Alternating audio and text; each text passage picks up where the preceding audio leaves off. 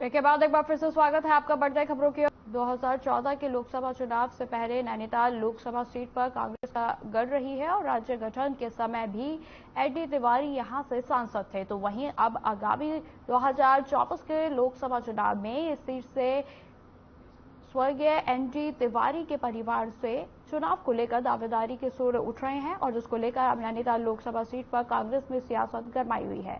देखिए पूरी रिपोर्ट।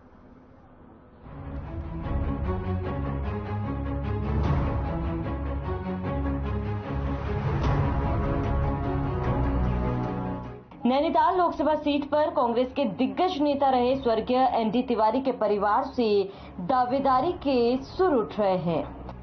परिवार के लोगों ने कहा कि इस सीट पर एनडी तिवारी सांसद रहे हैं, उनके परिवार से ही किसी को टिकट मिलनी चाहिए। इधर एनडी तिवारी के रिश्तेदार, उनके भतीजे कांग्रेस प्रदेश प्रवक्ता दीपक बलूटिया ने भी खुलकर इस सीट से अपनी दावेदारी पेश कर दी है।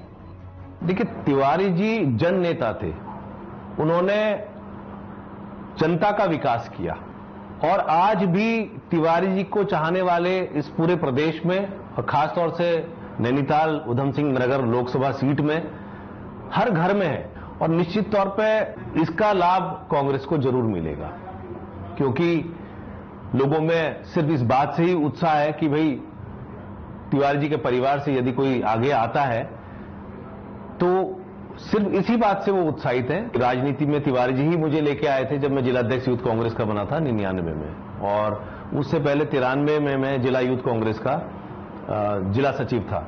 उनके सानिध्य में उनके साथ काफी काम देखे, उनके काम करने की शैली देखी। यदि एक ऐसे कार्यकर्ता जो 30 साल से निष्ठा के साथ कांग्रेस में सेवा दे रहा है, यदि मौका मिलता है तो मैं उनका आभार व्यक्त करूंगा और निश्चित तौर पे जो तिवारी जी के सपने हैं उनको पूरा करने के लिए काम करेंगे। आपको बता दें कि नैनीताल लोकसभा सीट की पहचान देश के जाने माने नेता एनडी तिवारी से भी जुड़ी है। वह इस सीट से कई बार सांसद रहे हैं। दीपक बलूटिया एनडी तिवारी के सगे रिश्तेदार हैं और उन्होंने कहा कि इस सीट से उनके ही परिवार के किसी व्यक्ति को टिकट देना चाहिए ताकि एनडी तिवारी ने जनता के लिए जो सपने देखे वो पूरा हो सके। दीपक बलूटिया ने खुलकर ऐलान कर दिया है कि अगर पार्टी ने उन्हें मौका दिया तो वो नैनीताल से अगला लोकसभा का चुनाव लड़ेंगे। दीपक ने कहा कि वो लंबे समय से कांग्रेस से जुड़े हैं और पार्टी के कर्मठ सिपाही भी रहे हैं। वहीं आपको बताते चले कि दीपक बलूटिया ने पिछली बार हल्द्वानी विधानसभा सीट पर कांग्रेस से मजबूत दावेदारी भी की थी, लेकिन उन्हें टिकट नहीं मिला। तो वहीं अब उन्होंने नैनीताल लोकसभा सीट से सांसद के चुनाव का टिकट मांगकर हलचल मचा दी है।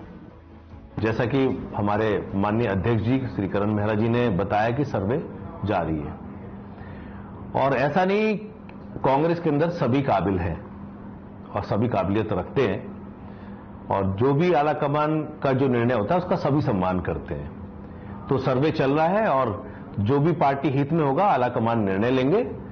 और तिवारी जी के परिवार के होने के नाते परिवार वालों की भी इच्छा थी कि कोई तिवारी जी के परिवार से आगे आना चाहिए ताकि तिवारी जी के सपनों को पूरा किया जा सके और तिवारी जी के जो जितने लोग हैं जुड़े हुए, जो घर घर तक उनके लोग जुड़े हुए हैं, तो उनमें भी उनको भी कांग्रेस से जोड़ के रखा जा सके। आगामी लोकसभा चुनाव में नैनीताल लोकसभा सीट से कांग्रेस से दावेदार एनडी तिवारी के रिश्तेदार दीपक बलूटिया के नाम को लेकर स्थानीय वोटरों की माने तो दीपक बलूटिया एनडी तिवारी के रिश्तेदार होने के साथ साथ एक कुशल राजनीतिक भी है और समाज में अपनी एक बेहद अच्छी छवि भी रखते हैं। नैनीताल लोकसभा सीट के पर्वतीय क्षेत्र के अलावा इस सीट के तराई क्षेत्र के लोगों में भी दीपक बलूटिया बेहद लोकप्रिय नेता हैं और उनकी कार्यशैली बेहद प्रभावशाली है।